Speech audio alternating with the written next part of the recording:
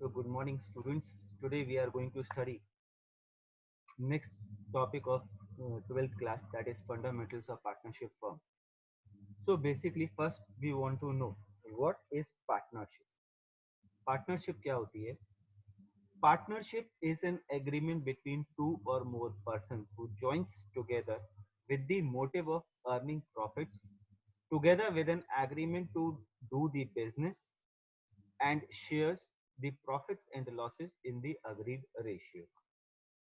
तो इस डेफिनेशन से कुछ कैरेक्टरिस्टिक्स ऑफ पार्टनरशिप निकल कर आती हैं। कैरेक्टरिस्टिक्स ऑफ पार्टनरशिप क्या होती हैं? पहली, टू और मोर पर्सन, जैसे कि आपको बताया टू और मोर पर्सन होने चाहिए, तो इसमें मैक्सिमम नंबर ऑफ पार्टनर्स जो होते हैं that is 50 as per the rule 10 of Indian partnership act. Next is agreement. There must be an agreement which may be oral or it may be written. It's not compulsory to have an written or an oral, but whatever. Business. Business should be legal. Any business for the illegal activities will not come under Partnership Act. अब illegal हम किसको कहेंगे? For example, in Agra. Agra was main for janitor industry and iron foundry. Iron को burn करने के लिए we had previously the process by burning through coals. अब coals की वजह से क्या हुआ? ताजमहल के ऊपर काला धुआं के चक्कर में काला पड़ने लगा, तो गवर्नमेंट ने ऑर्डर्स निकाल दिए कि we can not run the foundries with the burning of coals. Now if you want to run the foundries you have to run it by the electric furnaces और द गैस फर्नेसेस। अब अगर कोई भी बंदा ऐसा business चलाता है जो कि कोल बर्निंग प्रोसेस को यूज करता है, so that business will be termed as illegal. Sharing of profits and losses.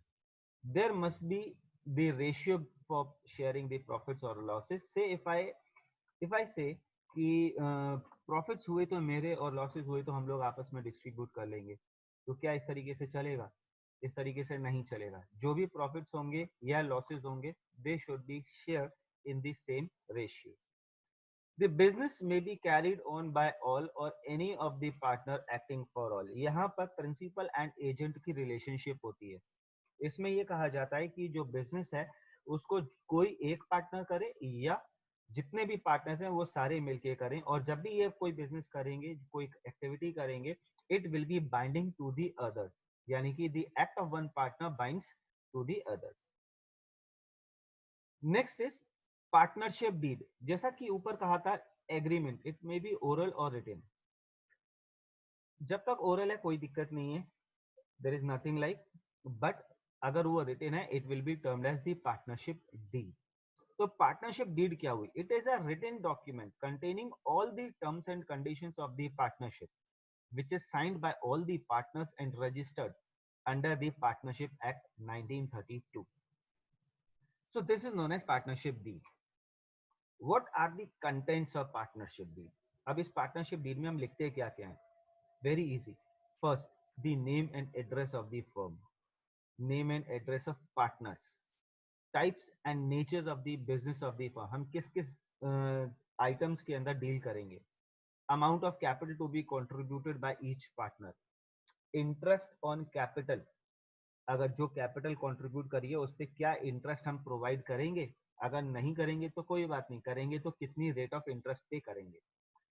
Drawings, interest on drawings same, अगर नहीं है तो कोई बात नहीं, अगर है तो कितनी परसेंट होगी, प्रॉफिट शेयरिंग रेशियो पार्टनर्स के बीच में कितना होगा, सैलरी किसी पार्टनर को देनी है या नहीं देनी है, गुडविल किस तरीके से हम वैल्यू करेंगे, अकाउंटिंग पीरियड हमारा क्या होगा, वैसे it's 1 April to 31 March, method of recording of accounts क्या हम फॉलो करेंगे, ऑडिटिंग कैसे होगा, date of commencement of partnership क्या है, ड्यूरेशन हमारी फर्म की क्या रहेगी, use of decision of Garner versus Murray, एक रूल है उसको हमको फॉलो करना है या नहीं करना है, बैंक अकाउंट किस बैंक में होगा, उस अकाउंट को ऑपरेट कौन करेगा, सारे पार्टनर्स करेंगे या कोई एक पार्टनर करेगा, rules to be follows in case of admission of a partner या रिटायरमेंट ऑफ अ पार्टनर, किस तरीके से कोई भी नया पार्टनर हमारी फर्म में एडमिट हो सकता है या कोई पार्टनर फर्म को छोड़ के जाना चाहता है, तो उसकी टर्म्स एंड कंडीशंस क्या होंगी, आपस में कोई भी डिस्प्यूट होते हैं उनका सेटलमेंट प्रोसीजर क्या होगा, ये सारे हमारे पार्टनरशिप के कंटेंट्स होते हैं। अब मैं अगर बात करूं पार्टनरशिप डीड की, partnership deed is not compulsory to be made either in oral or in written, and it's not compulsory at all, but it is desirable to have it due to the following reasons. अब desirable क्यों है? It regulates the rights, duties and liabilities of each partner. It helps to avoid the misunderstandings among the partners. It helps to resolve disputes among us the partners as per the partnership deed. अगर कोई भी लड़ाई वड़ाई होती है तो हम इस partnership deed के अकॉर्डिंग उस टॉपिक को एंड अप कर सकते हैं। Rules applicable in the absence of partnership deed as per the partnership act 1932। ये डीड हमारे लिए इसीलिए इंपॉर्टेंट नहीं है क्योंकि अगर पार्टनरशिप डीड नहीं होगी तो partnership act 1932 will be applied, और उसने कुछ रूल्स पहले से ही लिखे हुए हैं। से profit sharing ratio between all the partners will be equal irrespective of the capital. हो सकता है 4 पार्टनर्स हैं, किसी एक ने कैपिटल लगाई ही नहीं है और 3 ने लगाई है, हमें इस बात से कोई लेना देना नहीं है, profit sharing ratio will be equal.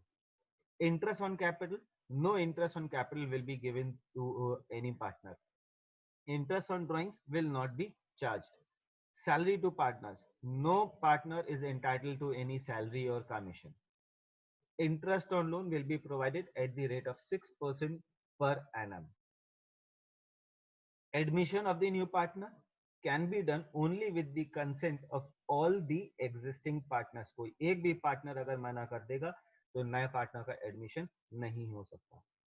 Each partner can participate in conduct of the business, ये उसके rights हैं। Each partner can inspect the books of accounts and take the copies of the same, ये भी उसके rights हैं। So let us study this by an example. Andhra and Uttar have been contacted you to solve their disputes. They do not have the deed, यानी कि partnership deed नहीं है। अब इनके डिस्प्यूट क्या है? पहला dispute, Andhra and Uttar invested 70,000 and 1 lakh as capital respectively, and they claim interest on capital at the rate 10% per annum. क्या इनको इंटरेस्ट ऑन कैपिटल मिलेगी और पार्टनरशिप डीड नहीं है तो? नहीं, they will not be entitled to any interest on capital. So as there is no partnership deed, the interest on capital will not be allowed. Uttar gave 12,000 rupees as loan to the firm. He claims interest on loan at the rate 8% per annum. मगर जब partnership deed नहीं है तो interest on loan कितने पे देते हैं? It is at 6% per annum. So Andhra withdrew 15,000 during the year and Uttar asked to charge interest on drawings at the rate 6% per annum. मगर जब पार्टनरशिप डीड नहीं है तो interest on drawings will not be charged. Will not be charged. Andhra's son C is MB. He wants his son to be a partner in the firm. Uttar objects to this. अगर कोई एक partner भी object करता है, मना करता है, तो partner can not be admitted. So admission of a new partner can be done only with the consent of all the existing partners. And if Uttar objects, then Andhra's son cannot be admitted as a partner. So Andhra devoted more time to the business as Uttar was not in town for 6 months. Hence he demanded salary for these 6 months. Uttar objects to this. तो क्या उसको salary देंगे? No, he will not be entitled to any salary, right? So just pause your screen, copy the question and try to answer them by your own. So thank you, and I believe you had the good session.